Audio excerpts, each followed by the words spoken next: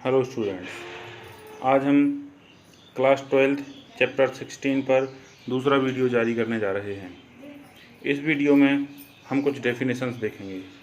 सबसे पहली डेफिनेशन है preservative, second artificial sweetening agent, third cleansing agent, fourth manufacturing of soap, cleansing action of soap and insect repellent. Insect repellent जो है ये course से हट चुका है, इसलिए हम इसको छोड़ते हुए आगे बढ़ेंगे। सबसे जो पहले है वो है प्रिजर्वेटिव। प्रिजर्वेटिव का मतलब होता है फूड प्रिजर्वेटिव, अर्थात खाद्य परिरक्षक। ऐसे पदार्थ जो खाद्य पदार्थों के किण्वन, अम्लीकरण तथा अन्य विघटन को रोक देते हैं, उन्हें प्रिजर्वेटिव कहते हैं। अर्थात जो खाद्य पदार्थ को खराब होने से रोकते हैं, उसे नष्ट होने से रोकते हैं और लंबे समय तक खाने योग्य बनाए रखते हैं, ऐसे पदार्थ कहलाते हैं प्रिजर्वेटिव। ये दो प्रकार के होते हैं। पहला है ऑर्गेनिक प्रिजर्वेटिव।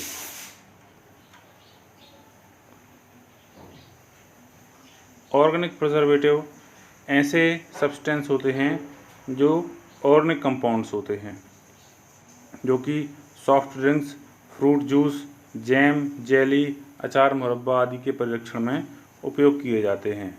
जैसे sugar,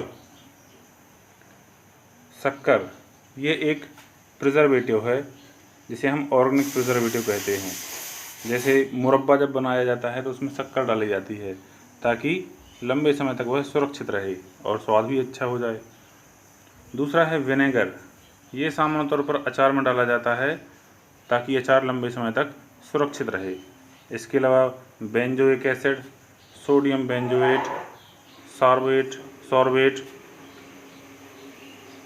प्रोपियोनेट्स, epoxide, diethyl pyrocarbonates, ये सभी कहलाते हैं ऑर्गेनिक प्रिजर्वेटिव या ऑर्गेनिक फूड प्रिजर्वेटिव। नेक्स्ट होता है इनऑर्गेनिक प्रिजर्वेटिव्स। ये इनऑर्गेनिक सब्सटेंस होते हैं जिनका उपयोग फल, सब्जी, मछली, मांस आदि के परिरक्षण में किया जाता है। जैसे कि सोडियम क्लोराइड, नमक का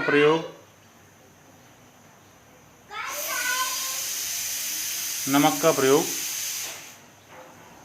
सामान्य तौर पर अचार को सुरक्षित रखने के लिए किया जाता है।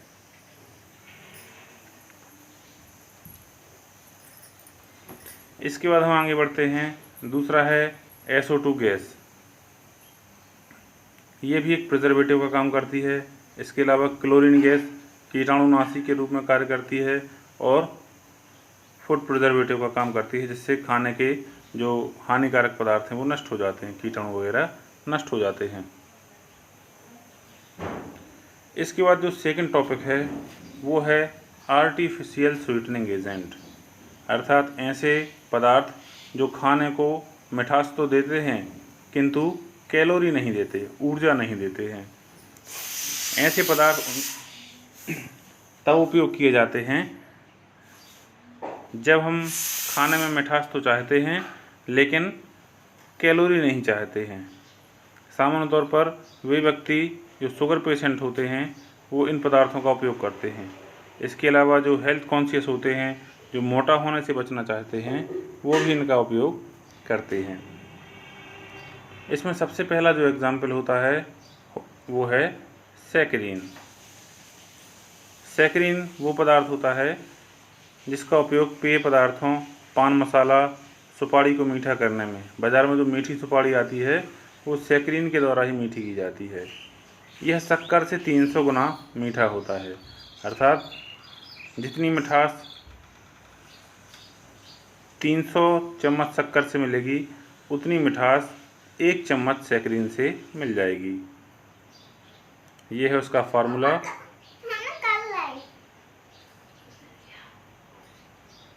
अब नेक्स्ट एग्जाम्पल पर हम आते हैं एस्पार्टम।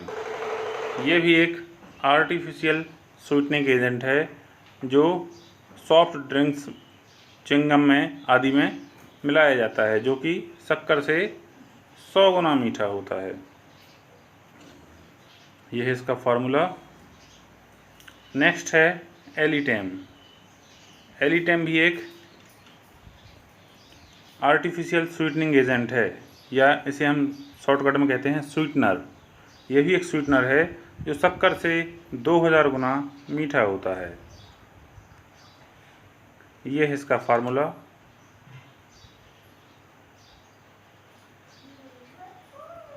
फार्मूला कुछ कठिन होते हैं तो ज़्यादा सोचने की ज़रूरत नहीं है। यदि आप कवर कर सकते हैं तो फार्मूला भी तैयार कर लीजिए, और नहीं कर पा रहे हैं तो कोई दिक्कत की बात नहीं है।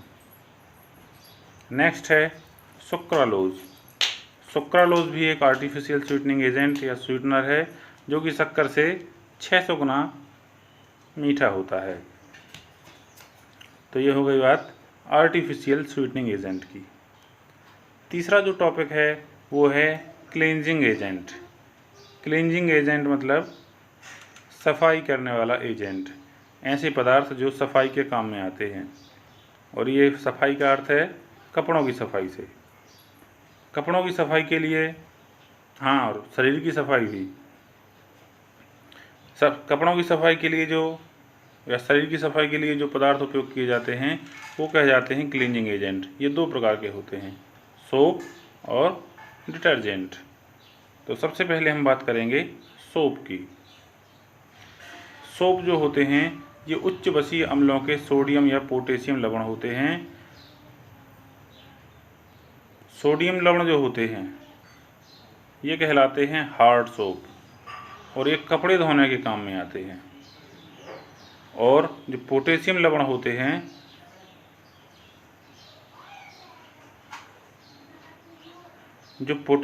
होते हैं ये सॉफ्ट सोप कहलाते हैं और नहाने के काम में आते हैं, हाथ पैर धोने के काम में भी आते हैं। कुछ उदाहरण हम देखते हैं। पहला जो उदाहरण है वो है sodium stearate. Sodium stearate stearic acid से बनता है। जब स्टीयरिक एसिड की अभिक्रिया सोडियम हाइड्रोक्साइड से करा दी जाती है तो हमें 3 अणु सोडियम स्टीयरेट के मिलते हैं, जो कि क्या है, साबुन है, अर्थात बसीय अम्ल का सोडियम लवण है। इसके साथ इसमें ग्लिसरॉल भी मिलता है, जिसके कारण साबुन में चिकनापन रहता है।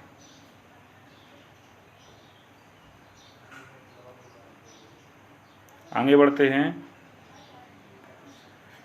दूसरा जो क्लीनिंग एजेंट है वो है डिटर्जेंट, जिसे हम अपमार्जक भी कहते हैं।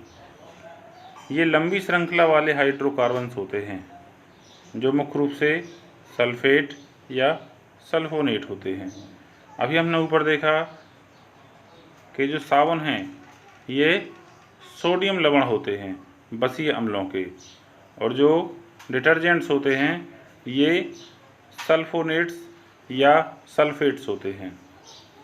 जैसे पहला उदाहरण है an sodium para dodecyl benzene sulfonate.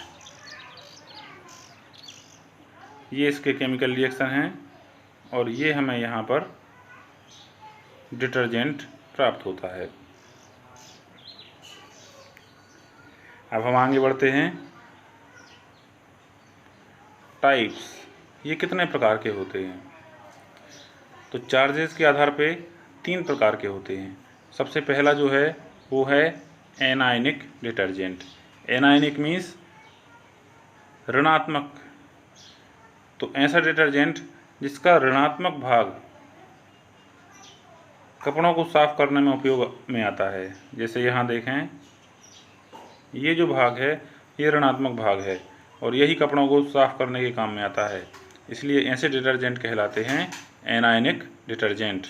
इसका सबसे अच्छा उदाहरण है सोडियम लॉरेल सल्फेट।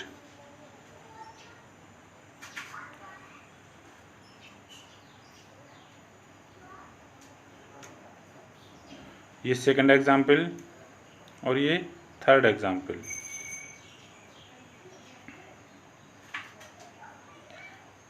दूसरा जो डिटर्जेंट है वो है कैटायनिक डिटर्जेंट।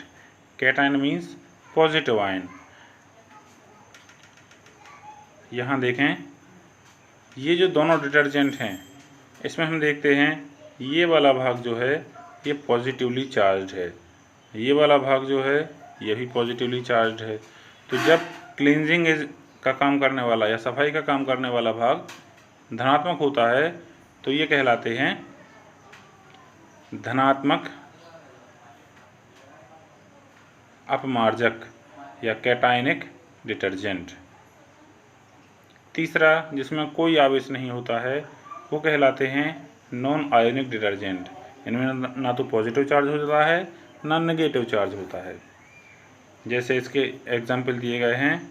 सबसे पहला है पेंटा एरिथ्रिटॉल मोनोस्टीयरेट और दूसरा है एथॉक्सिलेट।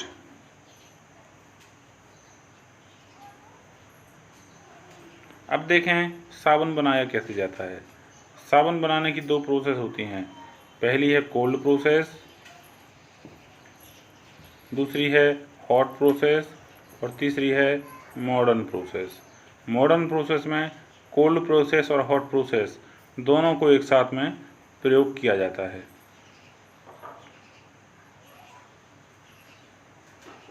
ये इनका विस्तार से वर्णन दिया गया है। अब नेक्स्ट जो पॉइंट है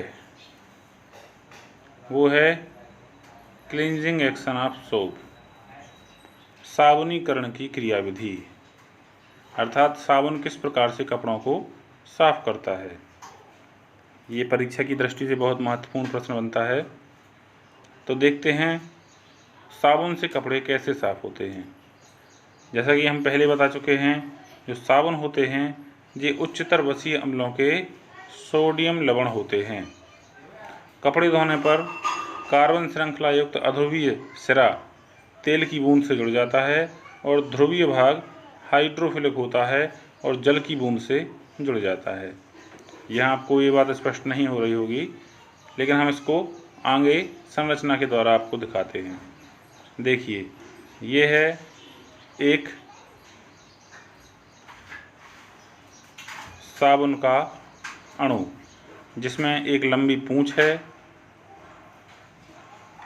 जो कि वसा में घुलनशील होती है, और ये इसका सिर है जो कि जल में घुलनशील होता है।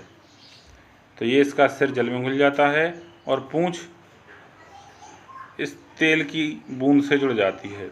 इस प्रकार कपड़ों में जो तेल और धूल के कण लगे होते हैं वो इस साबुन के अणु द्वारा कपड़ों से निकाल के बाहर कर दिए जाते हैं, और जब हम कपड़ों को खंगालते हैं तो कपड़ा साफ हो जाता है। इस प्रकार हम देखते हैं किस प्रकार ये साबुन धूल के कणों को बाहर निकाल देता है। अब हम देखते हैं अच्छे क्षार की क्या विशेषताएं हो, अच्छे साबुन की क्या विशेषताएं होती हैं। अच्छा साबुन जो होता है उसमें मुक्त क्षार नहीं होता है। मुक्त क्षार होगा तो त्वचा में रूखापन आ जाता है। यह एल्कोहल में विलेय होना चाहिए और इसमें 10% से अधिक नमी नहीं होना चाहिए। इसके अलावा यह प्रयोग करते समय चटकना भी नहीं चाहिए। तो जिस साबुन में ये विशेषताएं होती हैं उसे हम अच्छा साबुन कहते हैं। लेकिन साबुन के साथ एक समस्या होती है कि ये कठोर जल में कार्य नहीं करता है, खारे पानी में अच्छी तरह से कार्य नहीं करता है। ये भी प्रश्न बनता है कि खारे पानी में साबुन कार्य क्यों नहीं करता है। तो इसका सीधा उत्तर है कि साबुन जो है वो सोडियम या पोटेशियम लवण होते हैं, और जब ये जल में घोला जाता है तो जल में घोलने पर इसके सोडियम और पोटेशियम लवण खारे पानी के कैल्शियम से क्रिया कर लेते हैं। ये देखिए, ये है साबुन का अणु जो कि खारे पानी में उपस्थित कैल्शियम क्लोराइड से क्रिया करता है, और जब ये क्रिया होती है तो जो सोडियम स्टीयरेट है वो कैल्शियम स्टीयरेट में बदल जाता है, और ये कैल्शियम स्टीयरेट अघुलनशील होता है, इसीलिए तली में जाकर बैठ जाता है और साबुन अपना जो कपड़े साफ करने का गुण है उसको खो देता है। तो इस प्रकार से हमारा ये चैप्टर समाप्त होता है। अगले हफ्ते अगला चैप्टर हम देखेंगे और उसका वीडियो भी जल्दी ही जारी करेंगे।